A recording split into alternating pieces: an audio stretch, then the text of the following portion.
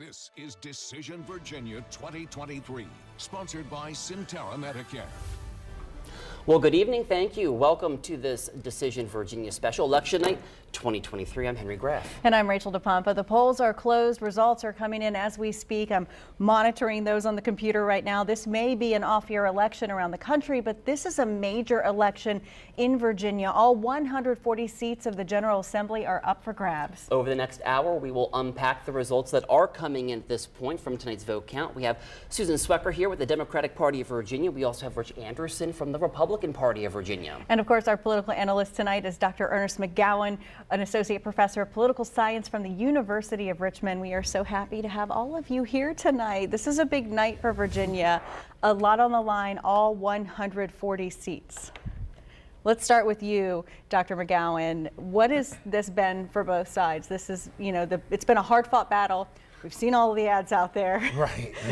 That's what I was going to say. One thing has been is a lot of money. Yeah. I think that both sides have a lot of strong fundamentals. The governor has really good approval ratings.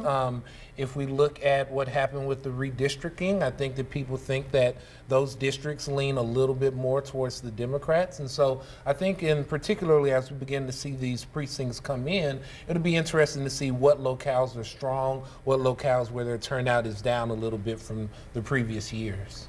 To the party heads here, I guess I want to ask both of you right now. How are we feeling? It's about, an hour in from polls closing right now. Susan, start with you. How are we feeling about turnout? And then how are we feeling about things as they're coming in right now? Yeah. I have to tell you, Henry, I don't know how to feel since November of 2016 election night, when I used to think I knew what was going to happen and, surprise. But I do feel like we've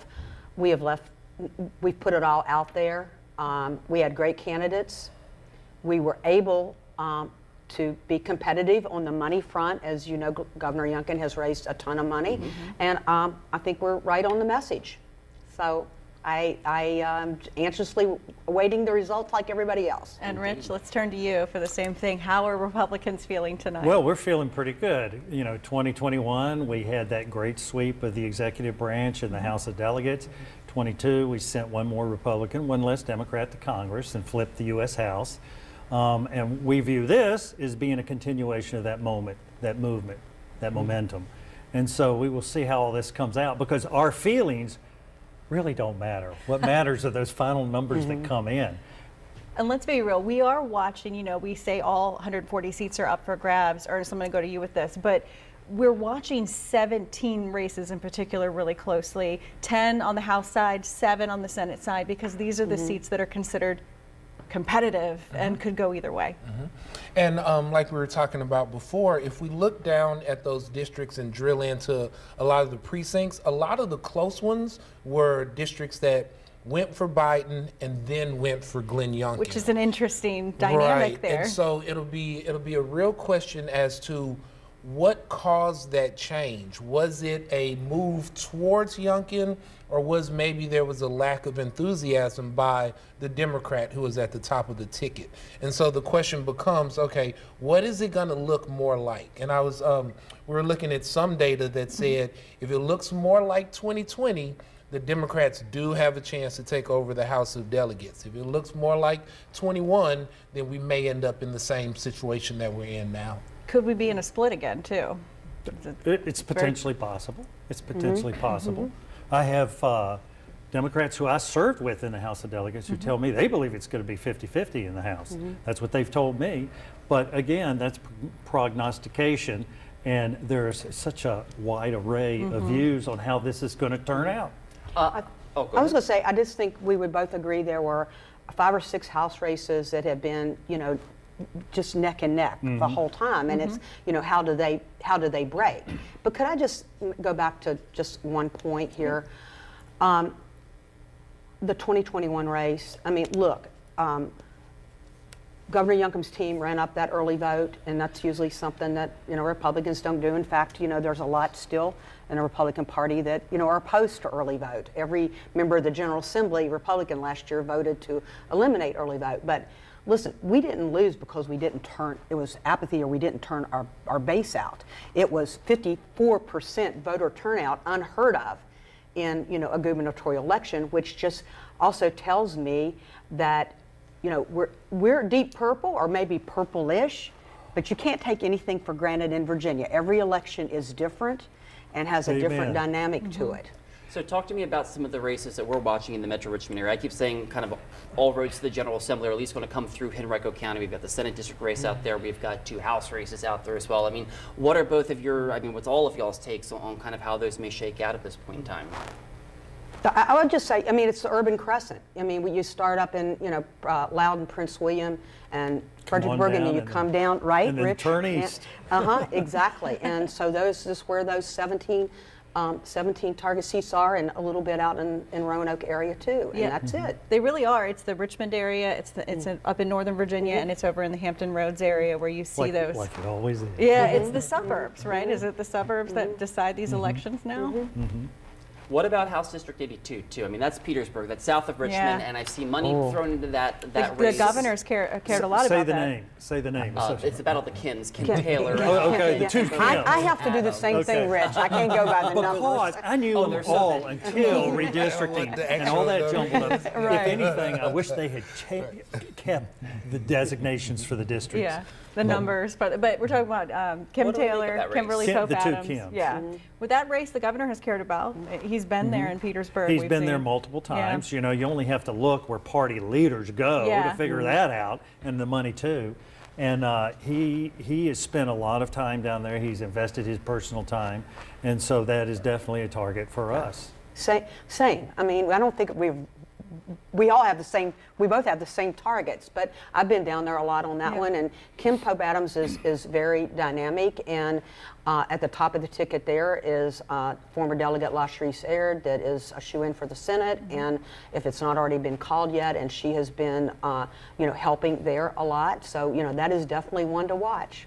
It is. What do you make of the Youngkin kind of special relationship with Petersburg? Because he's been down there, he did the partnership with Petersburg, he's been working to get a bunch of things going down there in what is normally a blue area. That question appeals to me, and the reason it does is when I was in the House of Delegates, I was on the Appropriations Committee, the Budget Committee, and we had a lot of dialogue, about 2016 and 17 with the leadership in Petersburg about their fiscal problems. And I don't think it got completely addressed. We had a number of approach meetings about that. But all of a sudden, Governor Youngkin takes an interest in that city, much to their delight, and I think that can be a game changer for the city of Petersburg. I think he just simply saw a need and went down there to help them. And I know there's a lot of amazement that he has waded into a Democratic city like he has, but there is a need there. And they're responding. I mean, I will say I was down there for an event with Kim Taylor and with some of the other GOP folks on the ticket down there. And I mean, I won't say I was surprised, but I mean, there were a lot of people who showed up to barbecue joint in Petersburg to, you know, come see him and meet everybody and talk to everybody. And there is a lot of energy down there. So I do wonder if that race, the 82nd race, will have a play in here. And you know, I think it's also a testament to how strong Glenn Youngkin thinks that he is, and how much that he thinks that this kind of, you know, we used to call it with Bill Clinton, this kind of triangulation type stuff, right? Like whether or not, that word in a while. right? Whether or not he thinks that it's actually a winning play. And it's not like your resources are scarce. Yeah. So the only thing that's scarce is just the number of days when you can actually be somewhere. So why not try to go and put out what you think is a winning platform for certain areas? I wonder if we should start pulling up some of the. I'm talking to our producer Isabella back in the studio. Should we start pulling up some of the That'll election appear there. results Let's do so that. we can Yeah, look we'll at a see them on couple of the ones monitors that we've there. got coming in? You can see them they're at the bottom of the screen, but if you want to pull a couple boards up too, we'll take a look at them and see what numbers how we've the got. races are doing I at this can point look in down time. here and I'm seeing like, oh, she's pulling up House districts, Senate 12, which is Here we'll go. Siobhan's. Yeah. Oh, okay. So this 12. is the Glenn Sturdivant Yep. Nathan McKenzie race that is unfolding right now. We see Glenn Sturdivant on top there. I mean, I believe he was presumed to win that district at the end It's of a all lean of this. Republican district. Yeah, at this point in time. And then we have some other results coming in. I mean, this is 47%, just, variety Senate of 13 them. is on the screen now. You can see LaSharice Aird 70 to 30%. That also is a heavily lean Democrat district, and a result that we're all expecting. So I'm watching on my computer. She's pulling up more results for us to look at. I'm watching the Siobhan Donovan, Skylar Van Valkenburg Senate District 16 race. It looks like Van Valkenburg is leading that with 28 of 57 precincts in, 51% to 48%. So still a close margin there. And then I'm looking, and it's got it pulled up right there too. Pulled up right there, 49% coming in right now. Where we stand. What do you all make of this race in particular? And I'll ask this question because of all the candidates I spoke to, Siobhan Donovan was the only Republican who forwardly talked about abortion and where she stood on the whole issue. So when I think of, is this entire election about abortion or not, I think of this race in particular because of how clear she was herself on it. So what do we make of this race right now where we saw those numbers and where the candidates stand for you guys? Well, you would expect her to talk about it. She's an OBGYN, Yeah. and so she can speak with some clarity and some personal credentials. So she has leaned forward to explain her position there, which is reflective of what Governor Youngkin has done. He's the kind of guy that I think runs into the light. He doesn't avoid. And so, and frankly, Republicans had avoided the discussion in prior years, but I think his leadership there has emboldened others in the party to speak about it, and she brought a particular capacity to talk about that issue. And I believe right now that we actually have a reporter out with the campaign for Siobhan Donovan. Let's check in with Raven Brown. She is over at Glory Days Grill in Henrico. Raven, what can you tell us? What's going on there? What's the mood there as we're watching these results come in? Hey Rachel, yeah, the watch party for Siobhan Donovan and Riley Shia started about an hour ago. You can see this section has completely filled up. A lot of people here enjoying some drinks, some food, a lot of elected officials, supporters, family, and friends here. However, both candidates are not here yet. We don't expect to see them until much later this evening. I can tell you that both Donovan and Shia running in some of the most competitive races, as you guys were just talking about, that could change the course of the 2024 presidential election. I'm told by a campaign staffer that Donovan spent all day at the polls alongside Riley Shia talking with voters, and that she's feeling really good about tonight. Now, early results, they're trickling in. Again, as you guys mentioned, this could be a very close race and determine a lot for next year. Again, we don't expect to see the candidates until for probably another hour or so, but once we do see them, we'll check in with them to see how they're feeling. Back to you guys. Raven Brown standing by for us live there. Raven, thank you so much for giving us a picture of how that watch party is going. We're seeing a lot of those unfolding all across the area. And before we went to Raven, we were talking about this issue of abortion, especially in that race in particular. And to you, Susan, I want to talk to you about kind of how you all have handled the issue of abortion and the message that you guys have tried to project throughout this entire election. I think whether it has been that race or any other race that we have, a ban is a ban. And I think that's the point of all of this. We, as Democrats, support the Roe v. Wade standard that has made, since I was a young woman, abortion safe, legal, and rare. And I think that whether it's, Siobhan Donovan, Governor Youngkin, or, other Republicans there, that what we are hearing and what I have heard all across the Commonwealth is, how do we know that a ban is still a ban, whether it's 15 weeks or not. But Governor Youngkin also is on record saying, I will happily and gleefully, sign any abortion ban that comes on my desk. 6, 7, 8, 9 other candidates are on record saying they want to go far. So who do you trust? What we have been doing, which is making abortion available, safe, legal, and rare. We have been the only southern state that has not banned abortion. And so we feel that our position is in the mainstream of Virginia. I'm going to ask you that, Dr. McGowan, because the message in Virginia is very clear. Abortion was a very big message on the ballot in Virginia. All of the candidates talked about their positions very openly in a lot of the ads.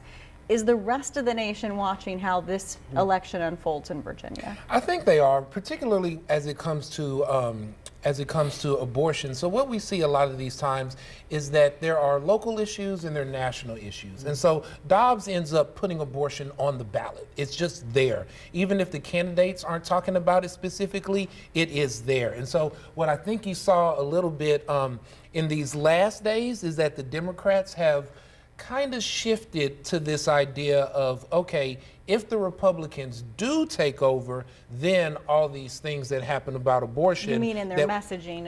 In their messaging, then all of those things are not gonna be what you want.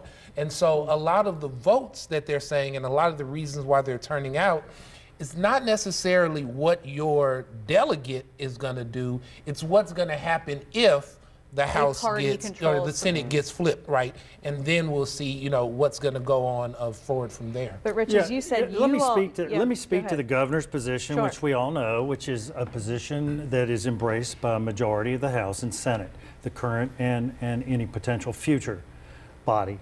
He's been very clear that he supports a 15-week ban. In fact, as a delegate 10 years ago, I think I carried a bill like that. It didn't go anywhere, but I carried it. But I think now there is at least potential momentum behind it to where it may get serious consideration. But he's been very clear, 15 weeks, life of the mother, rape, incest, and when an unborn child can feel pain. I think that he's been clear enough and reliable enough that if he said that's what he wants, I think that will happen. You will not see a bait and switch. He just won't do it. I've been around the man now for 3.5 years, and every time he has embraced a position, he has held fast to it. So I think that that's what you will see as an outcome if we hold the House and flip the Senate. Well, but we also need to think of whether or not the governor's profile goes national. And so if his profile is national and maybe he's thinking about running for president down the line, then he may be in a situation where now he's going to have to kind of campaign and legislate for the median ideology idea of the Republican Party, the larger Republican Party. And so that's where I could say, you know, not saying that he's just going to go like full ban or something like that, but that's when you may see a little bit of kind of movement on the nuances of a lot of these things. And well, one of the things that we saw with Donovan, again, is that, okay, so first off, everyone needs to realize, right? Virginia is a relatively moderate state when it comes to the ideology. So you're not going to really have those really easy boogie people, if you will, that you can kind of scare folks about. And so I think that it's going to be really interesting, though, if the national mood changes, if some of these abortion bans that are actually on the ballot, if they end up going a certain way, how the governor is going to try to position himself for any future races that he may be a part of. I think we want to switch gears for a second, if that's okay. We have plenty of time just to continue to come back to this, but we want to move on to the casino. Referendum. We've got the casino referendum, and we need to know about. look at this. Look at this. So these are the results where we stand right now. 53% of the precincts reporting, and we have a 71% no right now, 29% yes on the Richmond casino referendum here in the city. Madison McNamee standing by live right now for us to talk to us about what she's seeing, what she's hearing, how folks on both sides of this hot topic are feeling at this point. Yeah. Maddie. Well, Rachel, Henry, right now we've seen that way more people are leaning towards no. They do not want a casino in their city again, but still there are some. We've seen around 29% saying yes right now, but like you guys just said, we still have a lot of precincts that have to be counted. I actually just got off the phone with Richmond's Registrar Keith Ballmer, and he tells me that turnout this year was way more than he expected in Richmond, especially given there really only was one competitive question on the ballot. And he tells me the areas that had the highest turnout today were the ones that voted no for the casino 2 years ago. So that may be why we are seeing such an overwhelming amount of people saying no right now. I actually took a look at the results that are in so far. In those areas that have said yes, there's only a few of them, maybe 3 at the last time I checked, and those are located in either Richmond's south side or on the east end of the city. And that's where we saw 2 years ago that people were also voting yes. So similar results in that sort of way. Last time it was a close vote, with 51% being that deciding amount that voted no. I will say that those backing the casino have seemed pretty confident going into this. I actually asked them what their plans were going to be tonight, and they told me they were having a private watch party, but they had a celebration party lined up for the end of this week. Now, voters we talked to, they said they really thought it was a mixed bag. They thought it could go either way. Some, even though that were saying they were voting yes this time, they said they didn't think it was going to pass. Really a mixed bag all around there. Some were confused as to why they did have to vote on this again, but really it's going to be a different story at each precinct. Like we saw in the results in 2021, there is this sort of divide in the city with people on the north end of the river wanting no, they don't want that casino here. Those on the south side say they do want it, and that's where the casino actually would be. It's going to be in Richmond's south side if it passes right off of I-95. Now, we are going to keep you updated as we get more of those precincts results in, but for now, live and on your side, Madison McNamee, NBC 12 News. All right, Madison, thank you so much. We appreciate it. Obviously, that is a pretty interesting topic in the city of Richmond, and people seem very polarized at this point on that issue of having a casino referendum. So we'll see how that goes. We'll see how the rest of the vote rolls in for that one. But we do want to move on to another race. We're going to pull this up for you right now. House District 57. Look at that. Wow. 50%, 50%. You can see right there, Susanna Gibson has a slight, like 30 vote lead, if that. So it's going to be within the margin of error. And this is the race that we're going to watch very closely tonight. I mean, I don't know how many precincts, 29% coming in right now. So it really depends on where that vote's coming from too, as well. And not only where the vote's coming from, but who reports fast and who reports slow. Yes. Right? Because not every precinct reports at the same rate. And so it may be that there are some pockets, some areas that are strong for one candidate versus another that just got out the gate and reported. We're missing like Lonigan, Springfield, Causeway, Knuckles Farm, River's Edge, Shady Grove. We have Short Pump in. She took the Short Pump vote. Lauderdale is in Ridge. So we're missing a couple of pockets here of votes. And of course, provisional ballots, that kind of thing. So interesting to see where that is. And we do have a reporter live. Yeah, we have Desiree Montilla. She's standing by to watch party for us in Henrico County as well to give us kind of a feel of how they're feeling at that point. Desiree, what are you seeing? Rachel, I don't know if you remember from our 7 o'clock kick, but you can definitely see right behind me how packed this room has become. And I'm going to set the scene for you. Let me step out of the camera here just so you can see what we're seeing out here. This room is definitely packed with a lot of people getting their drinks and food. And a lot of people have been glued to the TV for the past hour watching those results trickle in. And as my photographer Owen pans over here, on the other side, right behind another group of people, is a stage that's set up with the campaign posters for Van Valkenburg as well as Rodney Willett there, who are expected to be coming to this watch party at some point this evening. I'm told by someone that they will be coming here as soon as the results seem a little bit more official at this time, but we've been keeping track of these results with a lot of people as they watch what's going on here. And at this time, we're watching the race between Van Valkenburg and Siobhan Dunavant. At this moment, Van Valkenburg is leading with 18,154 votes compared to Dunavant, who has 17,157. But again, this is still very early. 36 out of 57 precincts are reporting this at this time. And in regards to the Rodney Willett and Riley Shia race, that race at this time, Rodney Willett having 8,647 votes versus Shia, who has 8,083. But again, a lot of the scene setter here, a lot of people just partying, talking amongst one another while keeping their eyes on their phones and their TV screens here, watching as those results trickle in at this time. And again, I wasn't given a time frame about when Van Valkenburg or Willett will appear at this watch party, but I'm going to be keeping a close eye on that. And we're expecting them to be speaking at that stage that you can see right over the crowd there behind me that's set up with all of their campaign posters. So we're going to be keeping a close eye on those results, and I'll be sure to keep you updated on their reactions as soon as we learn more. Desiree Montilla reporting live for us at that watch party in Henrico County. Desiree, thank you very much. Staying on the topic of House District 57, that matchup between Susanna Gibson and David Owen, and we saw those numbers there. It's about 50-50 right now. Obviously, still a lot more of the vote to come in here. Yes, still a lot of big, outstanding districts out there, too. But what's the initial reaction seeing that? We knew this was going to be one of those races that either swung one way or the other, or it was going to be really close. Well, the first thing is that it's open. Yeah. So being an open race with a ton of money. No name to go into it. And so the introducing themselves to the voters and things like that. And so so with a lot of money and it being an open race and it being, a place where the party split is kind of close, I think that this is what we would expect at this early stage. So in that race, I mean, I'll ask a question. I mean, do we think the scandal that she was involved in hurts her? Do we think that it propels her name forward? And I think after that story broke in the Washington Post, I think there were more people talking about this race, these folks just in particular. Did that whole thing just give name recognition and put a spotlight on this race?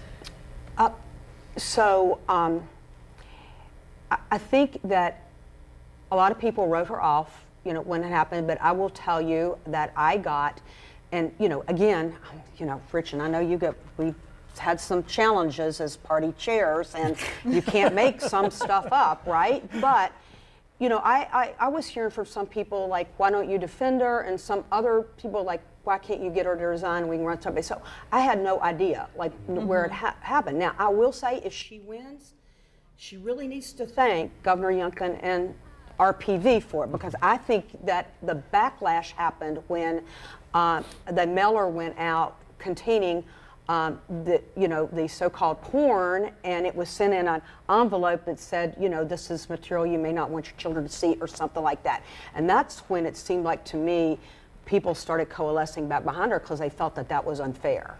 But I don't think we'll know the exact outcome and the impact until we're looking back at final numbers, to be quite that's honest fair. with And how you. close it is or how far apart it is. Like anything we're talking about tonight. Yeah. No, I don't even think when the final numbers come in, we're going to know the impact. You don't think so? No, and one of the issues is that you can't really separate that kind of blip on the radar stuff from the actual fundamentals that would have maybe made that district lean anyway without that happening. And so, short of post-election surveys that we may run to actually ask people about that stuff, I don't know if we're ever really going to be able to unpack it. Now, we definitely saw the money change once the mailer came out and things like that. And so Gibson became a lot more, got a lot more money. And so we know that may have had an impact on now your ability to run more ads or your ability to run advertisements and like turn them around real quick. Like if something happens, so the mailer happens and then you can turn around an ad that is about that really, really fast when you have the money. And so I think that that's going to be one of the things that we see. Now, what we do know, though, is that, and particularly in states where there's kind of close party control, is that a lot of times there becomes a question of how are you contesting the race? Like, what kind of race are you running? In addition to what the actual policies are and things like that. And so I think that when that mailer did come out, I think that there was a lot of kind of ickiness that people felt. And I don't know if that would necessarily make a Republican then go out and vote for Gibson, but it may have made it may have gotten attached to Owen to where then the Republican may stay home But or not being as it's still a big enthusiastic. guess at this point, Right. too. And if I could just add this in too, I think, Susanna Gibbs is a health practitioner. Again, we come back to abortion. Does that trump everything else? I mean, the fact that, like, above all else, she will fight to make sure that we stay a state that allows abortion. She did turn her messaging to that in the end in a lot of the ads, but do you have a reaction too to what you're seeing to that race? Well, as I said, we will just see how those numbers all play out. But I think that this whole thing goes to the discussion of character. Character counts in this business, and it's a brutal business. I think the table's been turned. I think our candidate, who had been guilty of something like that, would have taken a hit also. It's the way the game is played. And you message these things because they are important to certain segments of the voting public. We want to take a look at the Willett-Shia race right now. Let's look at those results coming House in. District 58, that's going to be the Tuckahoe area. This is a race that leans Democrat at this point in time. Rodney Willett, Riley Shia. Rodney Willett has been in the General Assembly for a bit. Riley Shia, new to the political scene here. We see the results coming in right now, Rachel. And we're at 68%. You can see it's still pretty tight. They're separated by about, 500 votes or a little less than that. So we'll look at what districts are still outstanding there, but that's where that race sits right now, too. I'll say, this is where I live. You have the floor. But no, but it was really interesting. It's like almost that there were like Willett streets and Shia streets. Signage you like saw? with the signage, not necessarily like neighborhoods one way or another, but like literally you could see someone was hitting this street, and so they got all those signs up, and then someone was hitting the other street. And so you know, the same way I saw those signs, it kind of reflects on the numbers. So what do we make in this district? I mean, I know Biden carried it in 20 by like 16 percentage points, and then McAuliffe only carried it by like 4 percentage points. So it was a blue area that got less blue. Do we think it's continuing to trend that way? I mean, what are our overall thoughts and kind of how everything has changed? Well, I also think I want to remember too, and tell me if I'm wrong about this, but I believe Riley Shia is pro-choice, or has led. Did I misunderstand that? Because somewhere along the way I thought she was. I think, and I could be wrong. I could look this up but too, I if you want. think that she doesn't subscribe to the 15-week Right. standard. So there, you know, so I think you're right. I think I saw ads saying that too. on the other hand, I will also say that nobody's going to outwork Rodney Willett. I mean, that man is a machine, and he is out runs there in the all the ads. time, right? Yeah. So I always felt like he would, you know, he would pull it out. But I did want to point that out, that there was one outlier in the Republican candidates this year on abortion. And this is one of the races where Governor Youngkin front and center every single ad. Yeah. You know, him sitting there, Sitting with Riley Exactly. sitting right next to and him, So, and so, I definitely think that again, when we start talking about whether or not this is a referendum on what the governor is doing, I think that this may be a race to look at as far as that goes as well. Look, it can't help but be a referendum, this election. I mean, he's made this front and center, that, you know, this is his legacy. And, you know, it's, so he's owned that. And look, I mean, I've been party chair for 8+ years now, and 7+ of those I had a governor. Call your judgment into real. question. Yeah, I know, but it's really nice to have a governor that raises money and gets out there. So, and that was one of our concerns when we started out this last year, was would we be able to compete with the money? But I don't think that that's his. What word did you use? Not signature, but legacy issue. Legacy. I don't Oh, think it's a legacy for sure. Oh, I think his legacy is things like parents matter, law and order and law enforcement matters, the economy and job matters, and of course life. I mean, he proudly designated himself as a pro-life governor, and Virginia elected a pro-life governor. So I think he's answering those who elected him. We would like to shift really quick to District 16. Okay. Let's go back to the race with Schuyler Van Valkenburg and Siobhan Donovan. You can see 51%, 49%, a tight race there, 63% reporting, and we do have a reporter live. We do. Raven Brown is standing by with Republicans right now. We're hearing maybe Governor Glenn Youngkin may also be stopping by where she is. Raven, set the scene for us. Hey, Henry, yeah, a lot of people here, they're just drinking, eating food. They're watching as the results come in. I want to talk about Governor Youngkin. You guys were just talking about him. We did see one of his buses here and heard that he could be making an appearance. Governor Youngkin has been out for the past several days backing both Donovan and Shia, and also David Owen, who's running for House District 57, which is an open seat. That's considered competitive, but it's not a must-win for Democrats right now. Youngkin has been very vocal over the past few days, saying the goal for tonight is to hold the House and flip the Senate. And he said in many interviews today that the state of Virginia was lost just 24 months ago, said it was truly all blue, but has recently taken a right turn, and they wanted to finish it tonight. As we've been mentioning all night, there are several key issues that voters are concerned about, but abortion seems top of mind for many voters, especially as Virginia is cited as one of the last states in the South without an abortion ban. Now, Youngkin, as you guys were talking about, pledged to sign a 15-week limit on abortions in the state if Republicans take control. We know that Siobhan Donovan, she was the only Republican to vote against Youngkin's 15-week abortion bill. However, she says she would only support it as long as it includes certain exceptions. In our past conversations with her, she says she wants somewhat of a middle ground, and said that she thinks criminalizing abortion's not the way and that we actually need to solve the problems that we have to address. Also wanting more opportunities for women and families. So a lot of important issues at stake. We have not seen any of the candidates here yet or Governor Youngkin. We're told they could be arriving here in about 30 minutes, but really just depends on how these results play out. Back to you. Live for us there at that watch party in Henrico. Obviously, more people are starting to turn out as we're getting clearer pictures of results as they come in, and we do have a number of other results we want to run through. Yeah, we want to run through several of these and show you some of the results as they come in because they update pretty quickly. You can see we've got more results in here, 78% Glenn Sturtevant. This is a district we expected Glenn to win. It is a Republican-leaning district, recarved out in the redistricting.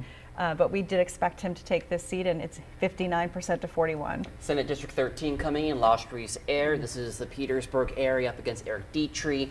We've got 54% of the vote coming in there. We believe Las Ruiz Air will take that seat down there in that area. We have Senate District 15. You can see this one right here. 61%, 39%. This is also a Democrat-leaning district. We thought this is a result that is presumed the way it would go based off how it was districted. Moving on to some of the next results we've got coming in, Senate District 17. Now this is south of our area, almost to the North Carolina border, but we saw ads, we saw some money coming into this race ads on here. This one. Emily Brewer, right now the Republican in that one, ahead at this point, 64% of the vote coming in. Clinton Jenkins, the Democrat there with 45%. I was down there over the weekend, and I think those numbers, they're not complete, of course, but I think they're reflective of the energy I saw down there, the dynamic at play. I was there on Saturday or Sunday, can't remember. We have House District 73, also this one is 73% reporting. Sorry, I couldn't see that up there, the number up there. It's Mark Early Jr., Herb Walk, and you can see 58% to 42%. I think this is one of those districts we also expected Mark Early Jr. to take in that district. Herb Walk told me he was the only one willing to run as a Democrat in that race, so that's why he was doing it. So moving to House District 75, we've got Carrie Coyner. She's long been in politics and at the State House up against Stephen Miller Pitts. This was another one I saw some ads at the last second as well, with both parties focusing on that. So we see the results there right now. Carrie Coyner ahead with 62% of precincts reporting on that race. So of all those races we just kind of rolled through, I mean, what are our takes on all of those? Are they going the way we thought they were at this point in time? Pretty much. Yeah, I mean, I think I would say pretty much. I would just give a shout out to, I was down with Stephen Miller Pitts yesterday in La Charisse, and I do think, regardless of what happened, he has a bright future. He's was very impressive, and you know, I like Carrie Coyner has a lot of name ID, and when you come in as an incumbent with a lot of name ID, I thought he's done a good job. He's got some ads out there. He's a professor at Virginia State University, a veteran too, I believe. Yes, he's a veteran. With him, so, and his spouse is a veteran. So. All right, it looks like our producer wants to go to Casino again and take a look at the vote there and see how that's rolling in. And we also have a reporter live. It is the hot topic. I mean, it is the second hot topic of the night for everybody. I mean, you got the legislative races, but here in Richmond, you've got the general or the It was casino. on the air every day, you know. On our look at that, 73% say no. 27% say yes, and that is with 88% reporting? 68, yes, thank you. 68% coming in at this point. Madison McNamee, she is live for us right now, tracking this vote. She's focusing on this Richmond casino ballot referendum issue. She is in Richmond right now joining us. Madison, tell us what you're hearing.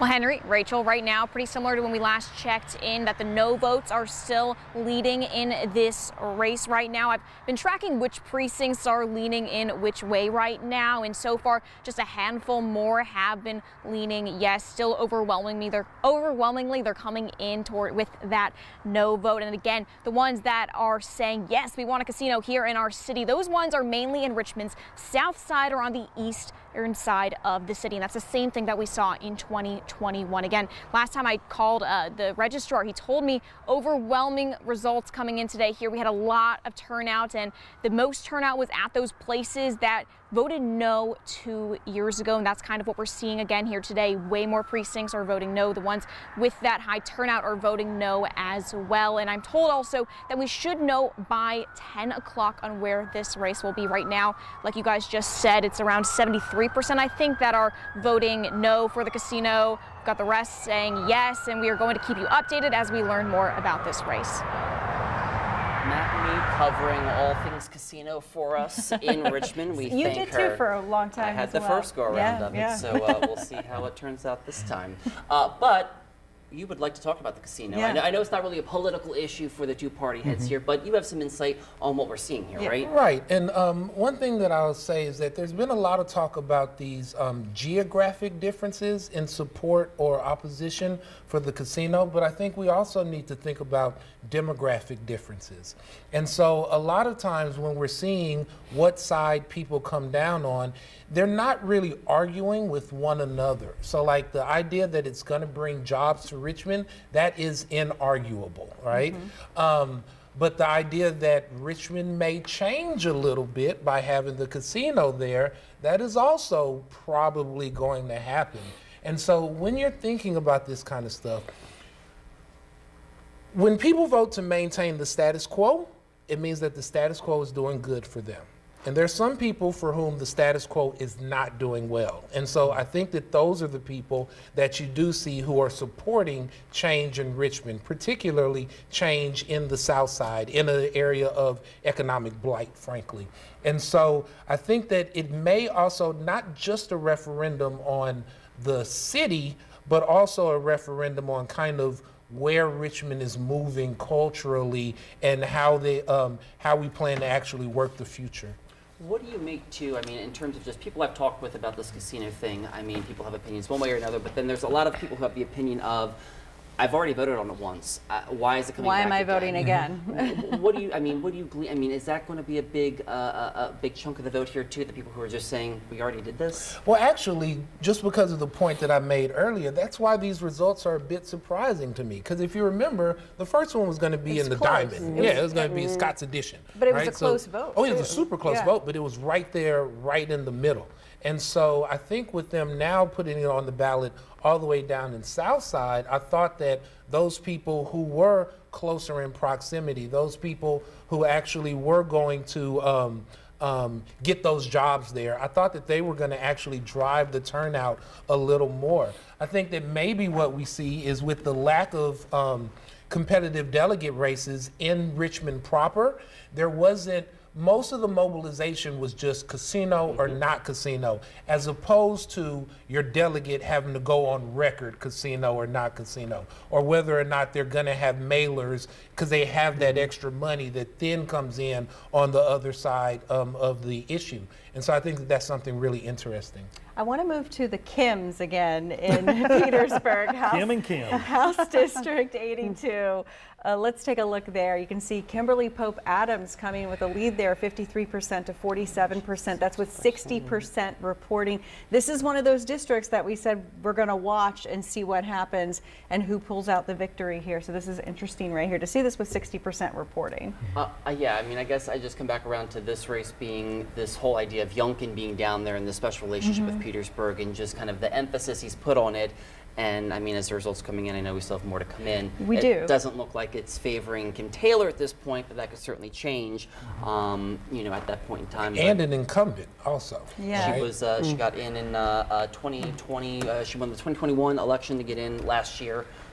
Which was razor thin also. I mean, and it was an upset too. And obviously Right, a big Right, upset. yeah. But I would also point out that in some ways, LaSharice Aird is an incumbent too. She's Right. not a current member, but has some name ID, and She really does, she they does. ran as a ticket. So if my Kim pulls it across the finish line, I'd give the She had Senator-elect a Aird a big shout out. very bruising, if you will, nomination process, which ramped up her name ID. Absolutely, also. yeah. In those parts of the district, she may not have represented as a delegate. That's a this good is- point. And this is also what we see, and I know my colleagues on the dais know this. A lot of this is about mobilization, and a lot of mobilization is like down to the block level. Do you have precinct captains that have always gone out? Do you have people who always host the candidate dinners whenever there's an election that really happens? And so when part of your base is moved out of your district, like we see with the Senate, whereas for Van Valkenburg, he already has those kind of inroads. He already knows where these people are who, taught kids who went to his school and things like that. That may actually flip some of these really close districts where we're seeing margins of like 1,000 votes. That's nothing, And speaking of Senate District Yeah, we 16, wanna we do move have an on. update just on the numbers Okay. in general. So we have a board to Look at show this. you, 77% reporting right now. Van Valkenburg is at 52%, Siobhan Donovan at 48%. I mean, those numbers are getting up there now, and we're seeing them come in. They are, and there have been a couple of calls on this race from a couple of different individuals. So we'll see how this shakes out, but some are starting to call it for Van Valkenburg, but it's still, some are saying it appears, because we still don't know what votes are still out there at this moment. I was trying to pull it up and I couldn't get my computer to pull it up fast enough to see what districts were missing. And one thing to pay attention to when we're talking about trends, even if Van Valkenburg wins, I wouldn't be so quick to then say that that's necessarily a trend, because the districts are just super tight.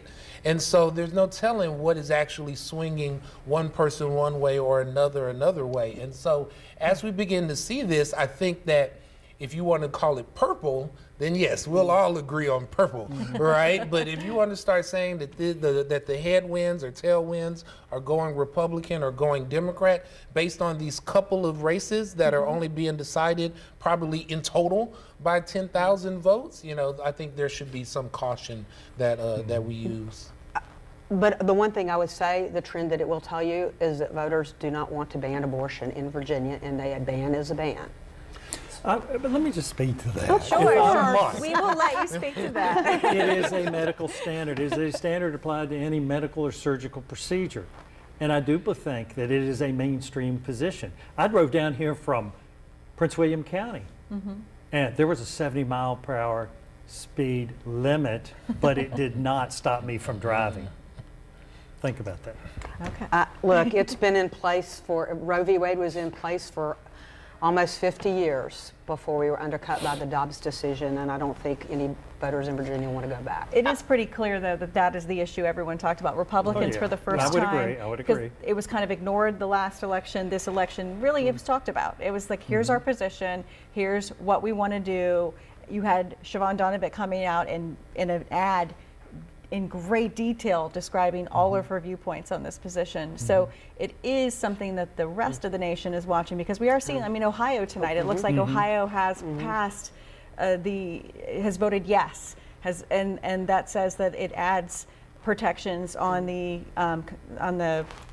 sorry, I'm losing it, the state constitution. It was a very weirdly worded Yeah, it's ballot weirdly measure. worded, As always. but they Issue to voted begin yes, with, and too, it looks but- like that is winning there. So that is an issue, though, that it's a national issue. We saw it play out here.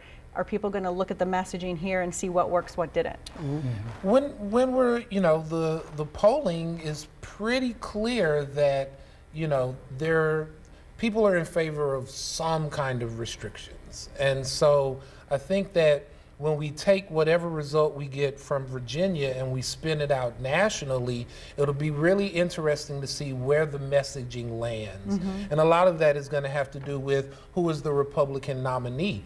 But I think all things being equal, Dobbs is I can't say it's a positive, but all things being equal, I think that the Dobbs decision will help drive turnout for the Democrats. And so, Well, we saw it do it immediately after, but the question for a lot of people is, does it carry on to several more election cycles? And is that what we're seeing here? We don't know yet. We don't know how this is going to shake out. that in the context of several elections. Yes, several Right. elections out. How much of a role does that play? And I want to make this point too.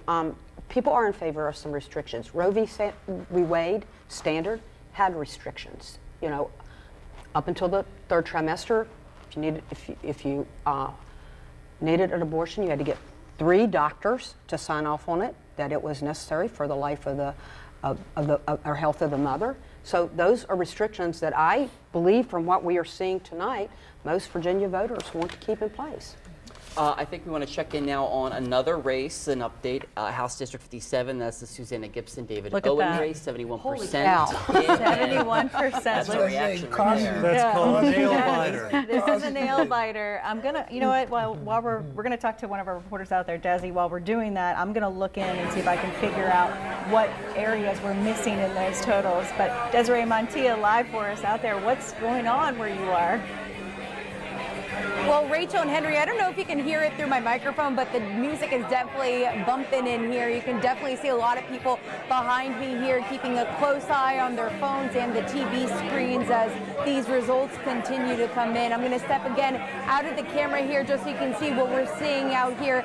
This whole floor here packed with people. There's people sitting at the bar at these tables here drinking, ordering food as we wait for more of these results to come in. And the stage is also set again with those campaign posters for Van Valkenburg and Willett. Now again, everyone is keeping a close eye on those races, especially for Democrats as voters determine who will take over power in General Assembly. And this is one of the races that they're keeping a close eye on, and especially with Senate District 16, which was newly redrawn and covers the western part of Henrico County as well as part of Goochland County too with that. But again, just a lot of people here keeping a close eye on those results. Nothing's really changed here since the last time we checked in. But again, just a lot of people here socializing, the music definitely blasting up in here too. The last time I checked in with those who are running this event for Democrats in our area, I'm told that Van Valkenburg and Willett will be here at some point this evening, but again, no time frame was given to me. That is supposed to be coming as we get more of those official results in, and so we're going to keep a close eye on when they're going to be making an appearance here, and we'll be sure to get you those reactions tonight.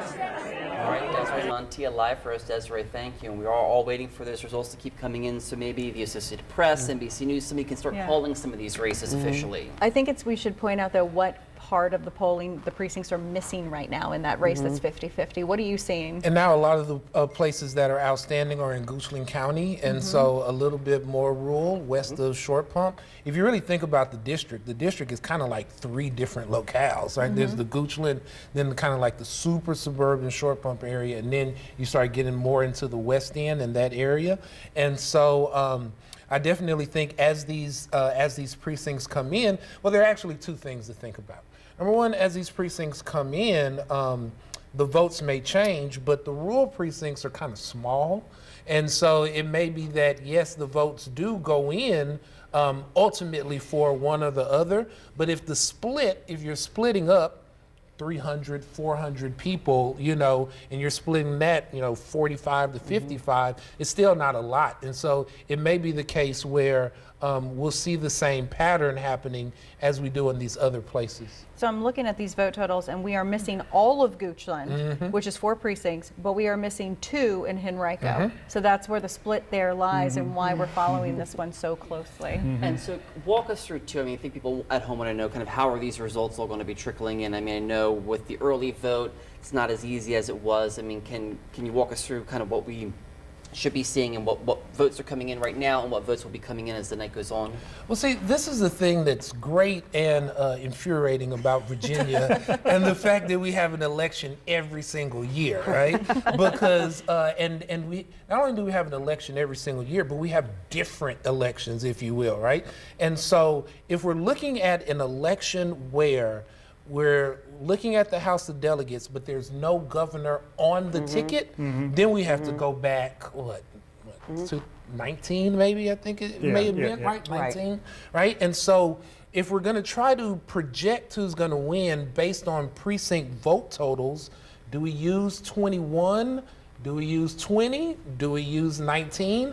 And so, or is this all new? Right, and so a lot of times when they talk about calling races, or when you at home see them call a race with only like 20% of the precincts in and things like that, it's because historically the rest of the precincts are going to go to the person.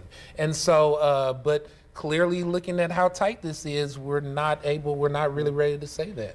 And I would like to point out, too, that you really can't compare 2019 to this year because we didn't have all the new voting reforms that we had, with no absentee, the early vote, and all of that. So there's really it's apples to oranges, and whether so it's not a statewide election. It's a different It's rule set. Yeah, Different rule exactly. set today, that's for sure. All right, well, we want to go run through really quickly the results we're seeing again, see if we see any updates. You can see the casino referendum. Oh, God. We're now at I 82%. don't believe it's going to make it. Pretty sure. It's going to make it. Pretty sure there's not enough outstanding vote there to Sit down make and this roll the dice tonight. Roll the dice. I think this is a resounding no from the voters of Richmond. Let's move on to the next one.